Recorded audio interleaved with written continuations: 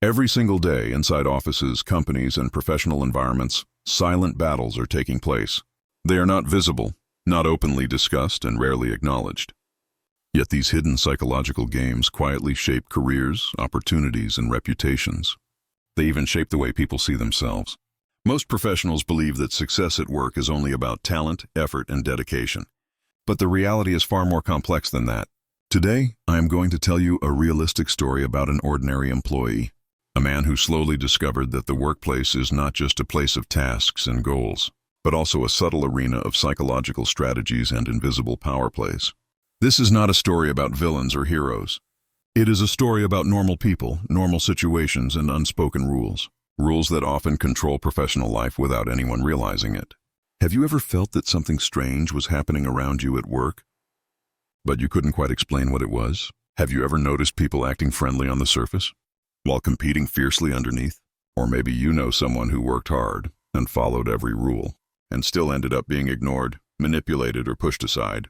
If any of this sounds familiar, then this story will feel very close to home. In the next chapters, you will hear a detailed narrative that could happen in any company. After the story, we will dive deep into the psychological explanation behind these behaviors. You will understand why people play these games and how they operate, and how they silently influence decisions and relationships at work. Most importantly, at the end, I will share practical lessons you can use. Lessons to protect yourself and recognize these patterns early, so you can navigate professional life with more awareness and with stronger emotional intelligence. If you enjoy content that helps you understand human behavior and helps you improve your career and your way of seeing the world, consider subscribing to the channel and liking this video, and sharing it with someone who might need to hear this message. Now let's begin the story.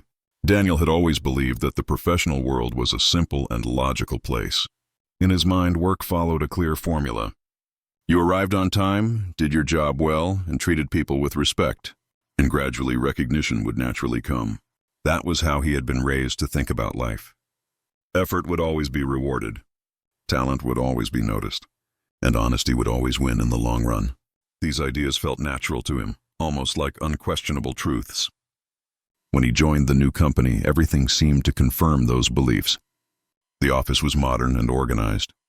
His new colleagues smiled warmly during introductions, and his manager spoke about teamwork and growth opportunities. Daniel felt relieved and excited. After years of studying and preparing, he finally felt ready. He believed he had found the right place to build his future. During the first weeks, he focused entirely on proving his value.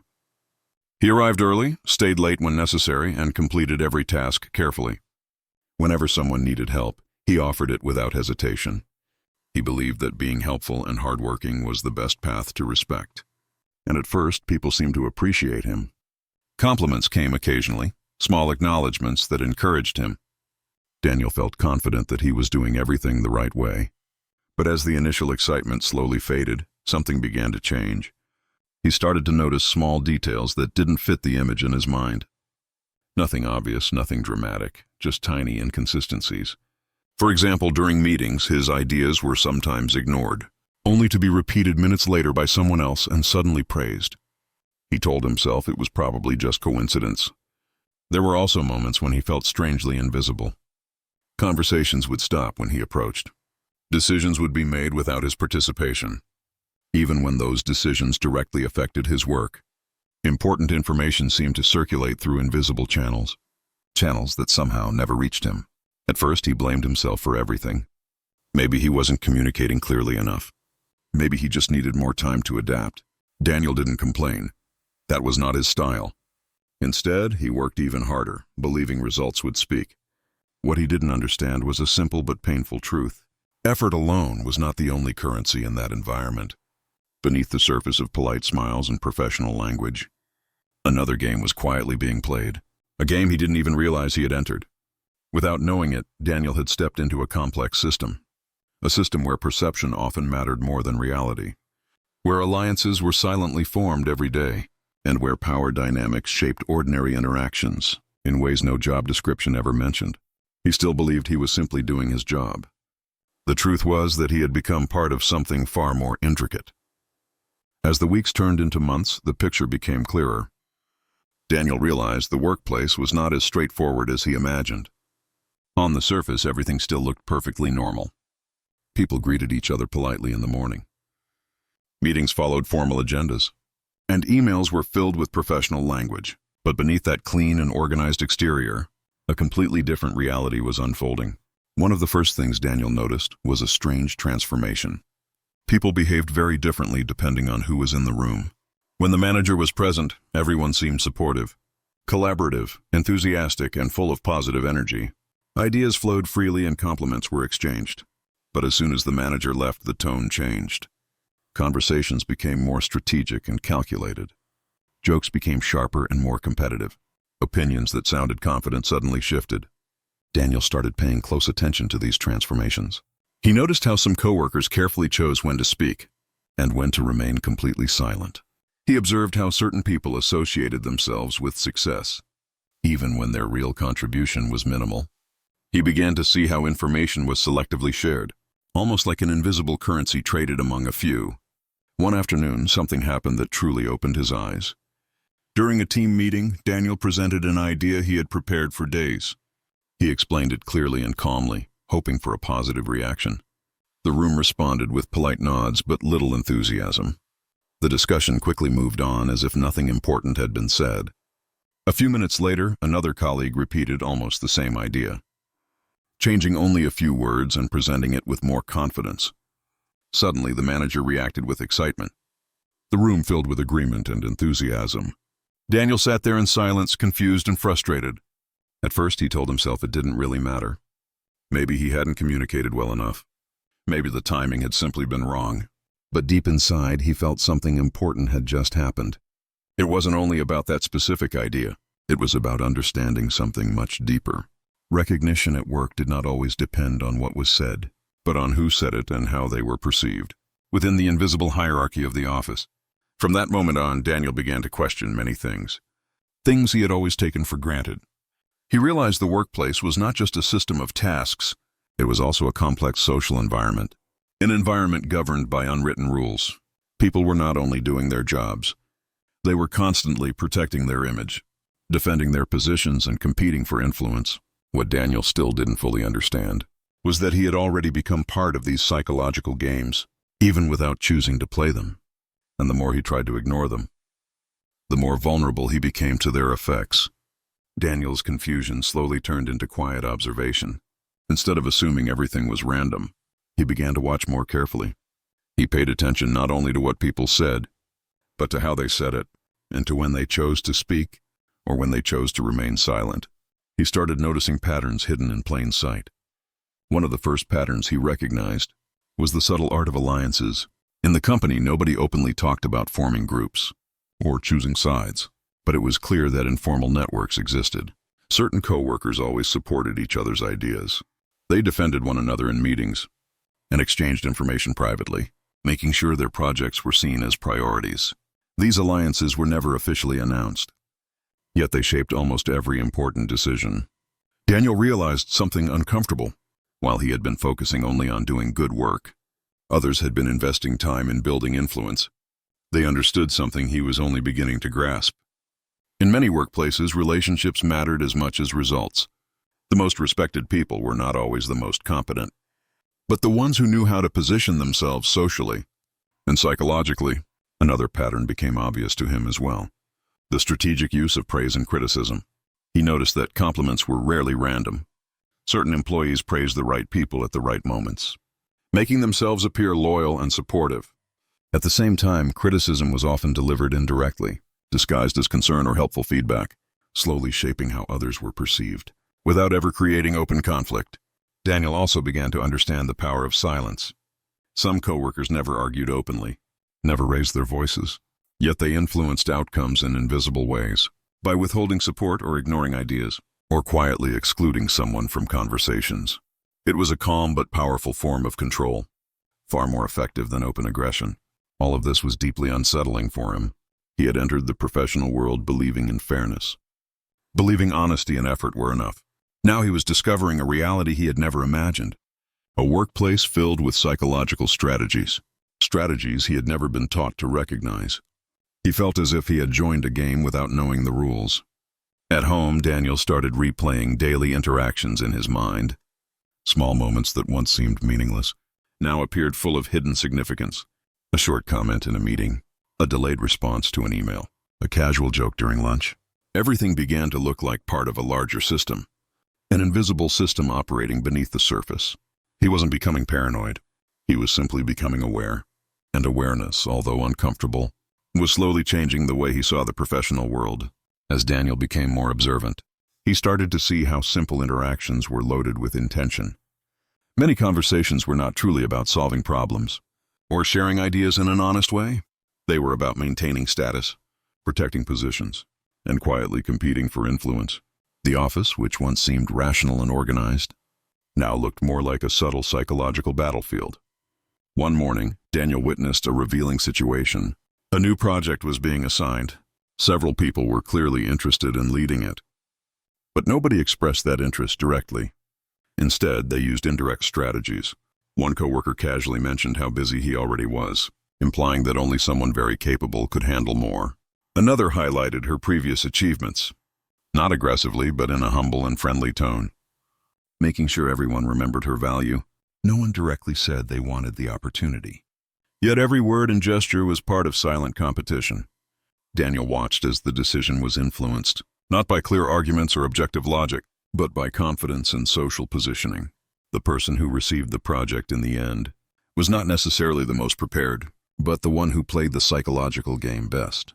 These moments slowly changed Daniel's understanding. He began to realize that competence alone was not enough. It needed to be paired with the right image. Many highly skilled people remained unnoticed, simply because they didn't know how to present themselves.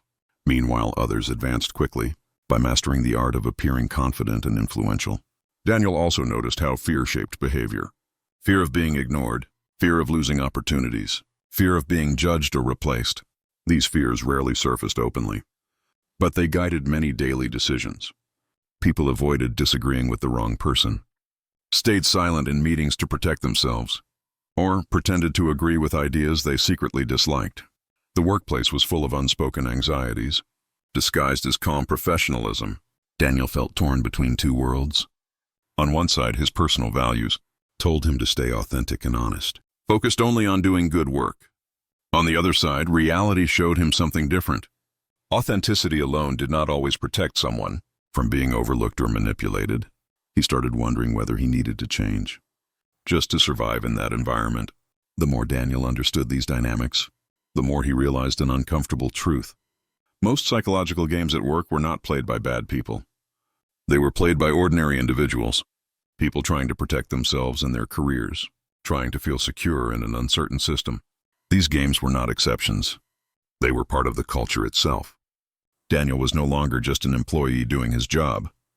He was becoming a student of human behavior, learning lessons no training program had ever taught him. One of the most confusing discoveries Daniel made was how differently success was defined inside the company. Before entering the professional world, he believed in a simple equation. Good performance would naturally lead to recognition. Recognition would lead to promotions, and promotions would lead to respect. Inside the office, he discovered a different reality. Success was often less about what you did, and more about how you were perceived. He began to notice a clear contradiction. Some employees who delivered average results were constantly praised and admired, while others who worked efficiently and quietly remained almost completely invisible.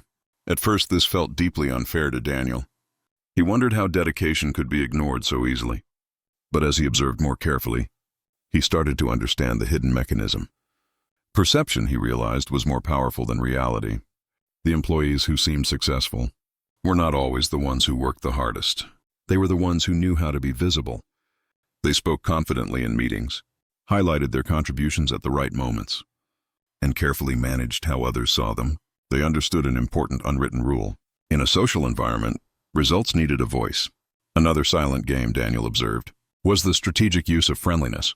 Some coworkers appeared extremely kind and supportive, but only when it clearly benefited them. They offered help when a manager was watching, gave compliments that reinforced their own image, and built relationships that could later be used. Their kindness was not necessarily fake, but it was carefully calculated. Daniel, on the other hand, had always been genuinely helpful, without expecting anything in return. He assumed people would naturally appreciate that. What he didn't realize was something important. Generosity without boundaries could be interpreted as weakness. In the psychology of the workplace, being too available sometimes reduced respect. Instead of increasing it, there were also moments when Daniel felt indirect pressure. Deadlines were suddenly moved forward. Responsibilities were quietly added to his workload. Expectations kept growing without formal acknowledgement. Nobody directly forced him to accept these changes. Yet refusing them felt almost impossible. It was another silent psychological game, pushing limits without ever appearing to do so. These experiences slowly changed Daniel. He became more careful with his words, more attentive to context and hidden intentions. He no longer assumed every smile was genuine, or that every compliment was innocent. This did not make him cynical. It simply made him more realistic. What troubled him most was realizing something painful. He had spent years studying technical skills, learning how to do his job correctly, but nobody had ever taught him how to navigate people. The real challenge of the workplace was not only performing tasks well, it was surviving the invisible game surrounding them. As Daniel's awareness continued to grow, he recognized another powerful pattern, the psychological game of information. He realized information was not shared equally. It moved selectively through invisible paths, like a resource controlled by a small group. Certain people always seemed to know things first. They were aware of changes before announcements, and prepared for opportunities before others heard of them. These co-workers rarely appeared more intelligent, yet they consistently stayed one step ahead. Daniel slowly understood a crucial truth. Access to information was a powerful form of influence. At first he believed important details spread naturally, but he soon saw a different reality. Information followed social lines rather than professional ones. Those with strong relationships to managers were quietly included in key conversations, where real decisions were being shaped. Others, like Daniel, were informed only at the end, after everything had already been decided. This selective flow of information created a hidden hierarchy.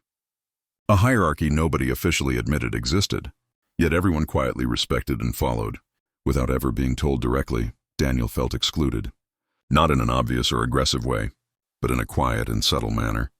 He sensed that doors were closing before he reached them. Another pattern became clear as well.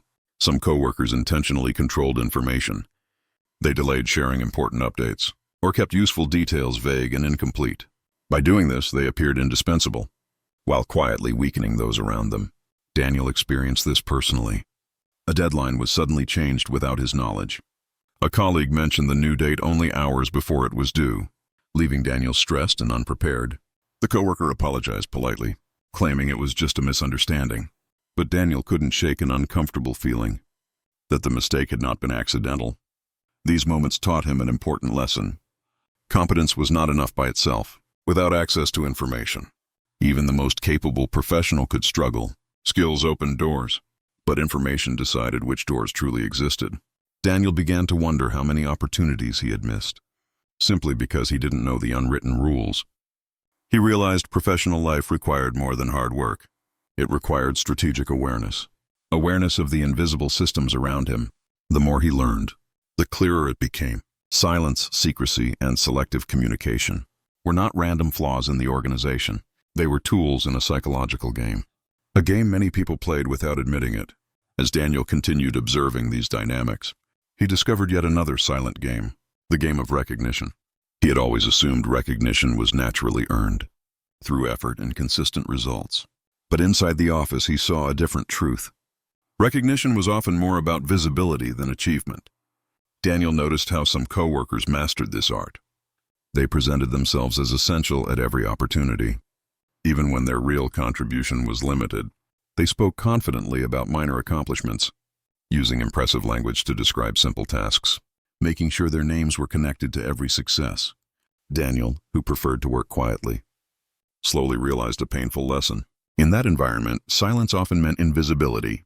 One particular situation made this very clear. Daniel had spent weeks preparing a complex report. It required long hours of research and analysis. He delivered it on time, proud of the final result.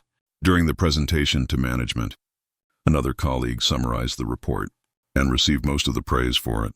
Daniel sat in the room in silence, watching his own work being celebrated without him. He didn't know how to react.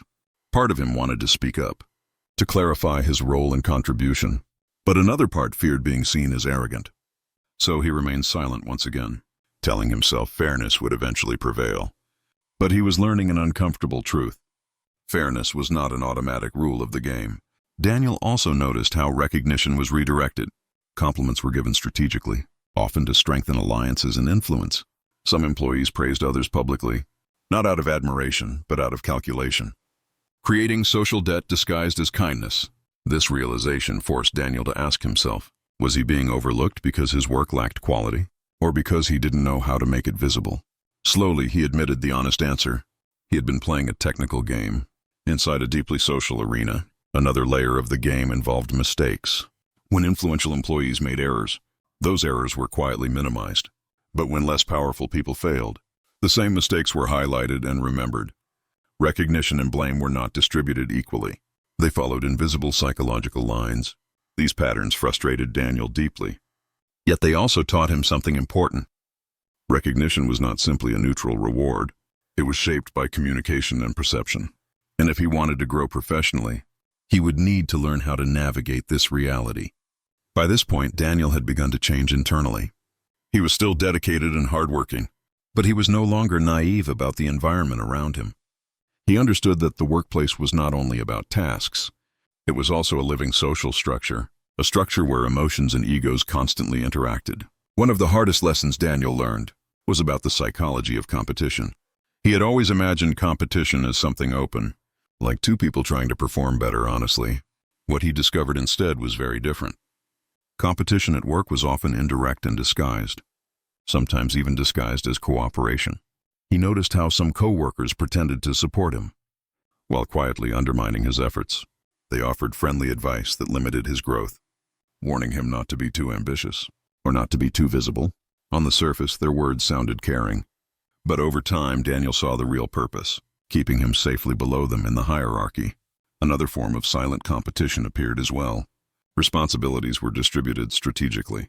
Risky tasks were pushed toward weaker positions, but opportunities for praise were carefully controlled. Daniel saw how chances were redirected toward those who already held influence. He also learned how fragile relationships could be. Supportive people could become distant overnight if interests or circumstances changed. Loyalty, he realized, was often conditional, based on convenience rather than true connection.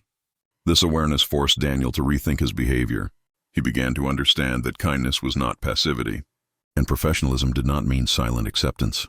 He started setting small but important boundaries, expressing his ideas more clearly, and paying attention to how he was perceived.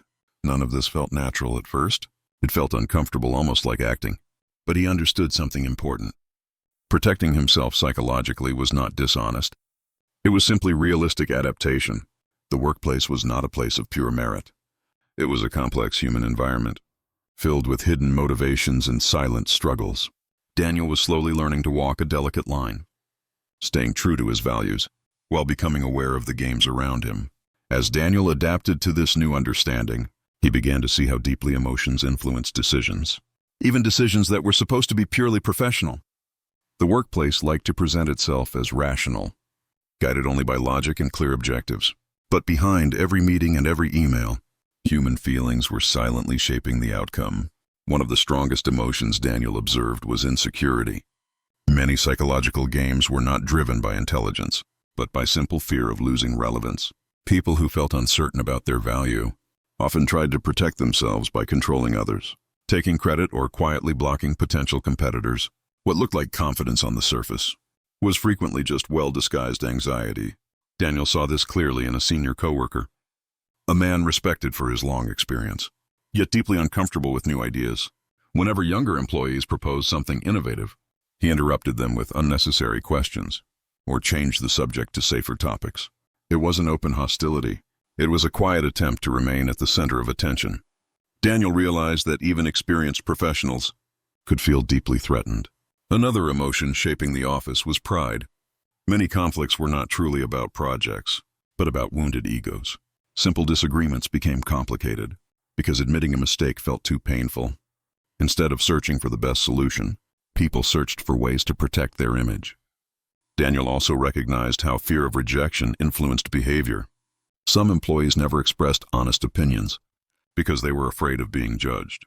Others agreed with decisions they secretly disliked, just to avoid conflict. The office was full of invisible masks, people pretending to be perfectly confident, while quietly worrying about how they were seen. These observations changed Daniel deeply. He became less frustrated and more compassionate. He understood that many games were unconscious, reactions of ordinary people trying to feel safe. At the same time, he became more cautious, knowing that logic alone was not enough.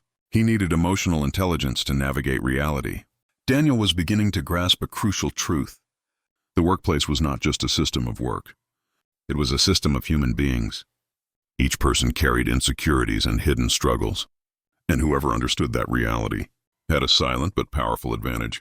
With this new awareness, Daniel slowly changed his behavior. He was no longer simply reacting to situations. He was learning to read them carefully. He paid attention to tone of voice and body language, to the moments when people hesitated before answering. He realized the workplace spoke two languages, the official professional language and the hidden psychological one. One of the most important lessons he learned was about the power of timing. In the past, he believed good ideas should be shared immediately. Now he understood that even great ideas could be ignored if presented at the wrong moment or to the wrong audience. He noticed how some co-workers waited patiently, choosing the perfect opportunity to speak when their words would have maximum impact. Daniel also began to understand the psychology of reputation. Reputation was not built only by consistent work, but by small daily impressions. A single confident presentation could shape how people saw you for months. On the other hand, one poorly handled conversation could quietly damage years of effort. Once again, perception proved as important as reality. Daniel experimented with small but meaningful changes. Instead of sending long, detailed emails, he learned to communicate more clearly and strategically. Instead of waiting to be noticed, he calmly highlighted his contributions when appropriate. These changes were not manipulative. They were simply ways of protecting his work and ensuring it was not lost in the noise. He also became more careful with trust. He understood now that not every friendly conversation was truly private or sincere. He didn't become cold or distant, but he stopped sharing sensitive thoughts too easily. He learned to observe people over time before fully relying on them. Another important shift happened in conflicts. Before, Daniel avoided disagreements at all costs, believing that being agreeable was the safest path. Now he realized that respectful confrontation was sometimes absolutely necessary. Staying silent could be interpreted as weakness. Learning to express boundaries became part of his growth. Slowly, these adjustments changed how others treated him. People listened more carefully when he spoke. His ideas were taken more seriously. He was still the same person at his core, but he was no longer invisible. Daniel was discovering something powerful. Understanding the hidden games did not require dishonesty. It required awareness and emotional intelligence, and with each passing day, he felt more in control of his own professional path. Despite all the progress Daniel was making, there were still moments when old patterns returned. Awareness did not automatically erase habits. He still felt uncomfortable speaking assertively, and still struggled with promoting his own work. But now he understood something important. Discomfort was simply part of growth. One afternoon, a situation tested everything he had learned. The team was preparing a proposal for an important client. Daniel had played a major role in organizing the strategy. As the final presentation approached, he noticed something familiar happening. Another co-worker, Laura, began positioning herself as the main person responsible for the project. She spoke confidently about the plan in meetings, answering questions as if the ideas were entirely hers. The old Daniel would have stayed silent, hoping someone else would recognize his contribution. But this time he chose a different path. In the next meeting, when the manager asked about the strategy, Daniel calmly explained the process he had led and the research he had personally organized. He didn't accuse anyone or create conflict. He simply stated the facts with confidence. The reaction surprised him. Instead of being seen as arrogant, people responded positively. His manager thanked him for the clarification and openly acknowledged his work. Laura remained polite, but the balance had shifted. In that moment, Daniel understood something crucial. Standing up for yourself does not require aggression. It requires clarity and self-respect. This experience taught him a powerful lesson. Many psychological games depend on silence. As long as he stayed quiet, others could shape the narrative around him. The moment he learned to speak calmly and clearly, those games lost much of their power. He realized protecting his image was not vanity. It was a necessary professional skill. Daniel also became more selective with his energy. Instead of trying to please everyone, he focused on building genuine relationships with people who valued honesty and integrity. He learned that not every battle needed to be fought, and that sometimes the smartest move was simply to observe rather than react. Little by little, he stopped seeing the workplace as threatening and began to see it as a system he could understand. The psychological games were still there, but they no longer controlled him. Knowledge had replaced confusion, and awareness had replaced fear. Daniel was no longer just surviving at work. He was learning to navigate it wisely, without losing himself in the process. As Daniel gained more confidence, he started noticing another powerful dynamic: the psychology of labels in the workplace. In every company, people are quietly categorized. Some are seen as leaders, some as followers, some as reliable, and others as difficult. These labels are rarely spoken out loud, yet they strongly influence opportunities, responsibilities, and respect. Daniel realized that without intending to.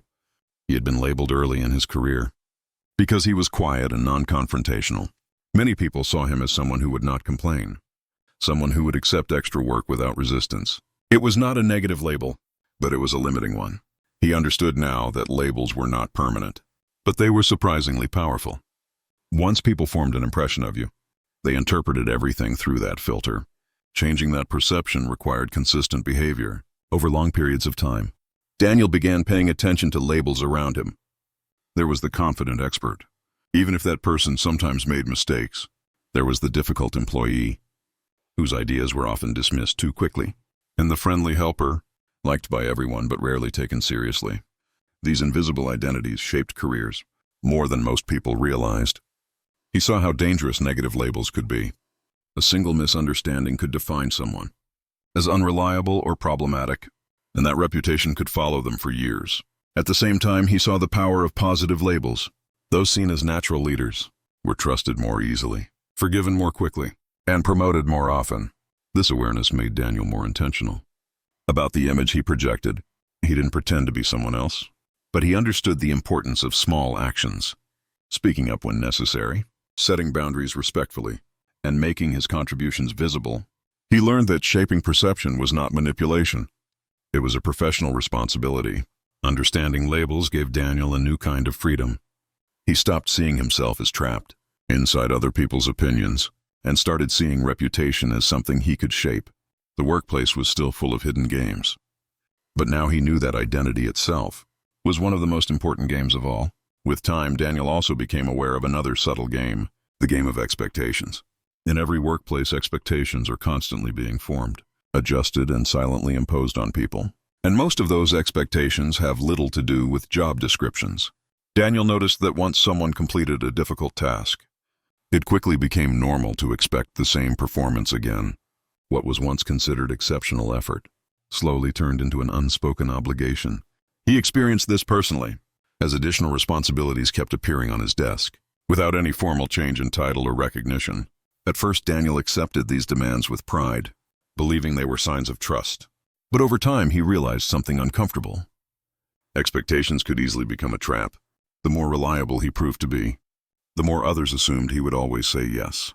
Meanwhile, coworkers who set clear limits often received fewer burdens and more respect. Daniel saw how this pattern repeated everywhere. Some employees carefully managed expectations by under-promising and over-delivering. Others, like he had done in the past, over-promised out of enthusiasm and ended up exhausted and unappreciated. The game was not about who worked the hardest, but about who controlled what others expected. Daniel also observed how expectations shaped relationships. Managers unconsciously favored certain personalities, especially those who matched their personal image of success. Confident speakers were assumed to be more competent. Quiet workers were expected to follow rather than lead. These assumptions often became self-fulfilling. One day, Daniel decided to test this dynamic. When asked to take on another urgent task, he politely explained his current workload and proposed a more realistic deadline. To his surprise, the manager accepted without resistance. Daniel realized something important in that moment. Many pressures he felt were self-imposed, driven by his fear of disappointing others. This changed his entire perspective. Managing expectations was not selfish. It was necessary for long-term respect. People treated him according to the limits he set. When he acted as if his time had value, others began to value it as well. The psychological game of expectations was one of the most powerful forces he had discovered. Whoever defined expectations controlled not only workload, but also how they were perceived. For the first time, Daniel felt he was taking control, instead of being controlled by the system. As his understanding deepened even further, he recognized one of the most delicate games of all, the game of emotions in the workplace. Despite professional masks and formal language, feelings quietly guided many decisions. Logic was the official language, but emotions were often the hidden engine behind conflicts and agreements. He noticed how easily emotions changed meetings. A confident tone could make a weak idea convincing, while visible frustration could ruin a strong argument. The workplace, Daniel understood, was not only a place of rational choices, but a place where moods constantly shaped reality. This insight prepared him for even deeper lessons about influence, power, and self-control, lessons he would soon need to apply in ways he never expected. Daniel was no longer just an observer. He was becoming a conscious participant. By now, Daniel could clearly see the invisible structure. He no longer viewed the workplace as chaotic, but as a balanced system of interests and fears. One of the most decisive games was the game of power. Power at work rarely looked dramatic. It was not always about titles or authority. More often, it was about quiet influence, the ability to shape opinions and narratives. Some of the most powerful people did not even hold high positions. They simply understood human psychology better. Daniel learned to recognize real authority, authority built on calmness and consistency. Rather than fear or intimidation, he understood that confidence created credibility, and credibility slowly created influence. With this knowledge, Daniel changed his posture. He spoke more decisively in meetings. He presented his thoughts with clarity, without needing to dominate conversations. He learned that true power was calm and did not need to prove itself. Daniel finally understood something essential. Power in the workplace was constantly negotiated through behavior and perception, and once he became aware of that, he stopped fearing the invisible games and started navigating them intelligently. Looking back, Daniel saw how much he had changed. He was still honest and professional, but no longer naive about human nature. He had learned to see the hidden layers beneath everyday interactions. Instead of reacting emotionally to difficulties, he analyzed situations calmly, asking what motivations were involved. He became intentional about relationships, choosing quality connections over superficial ones. Most importantly, he understood his own value. Regardless of temporary recognition, the workplace had not become perfect, but it had become clear and manageable. Daniel had transformed confusion into wisdom, and awareness into personal strength. The hidden psychological games would always exist. The real question was no longer if they were played, but whether he knew how to respond. If this story helped you recognize patterns, consider subscribing to the channel, liking this video, and sharing it with someone. Awareness is the first step toward freedom, and understanding psychology is a powerful advantage. Thank you for watching, and remember, the more you understand people, the more you understand the world around you.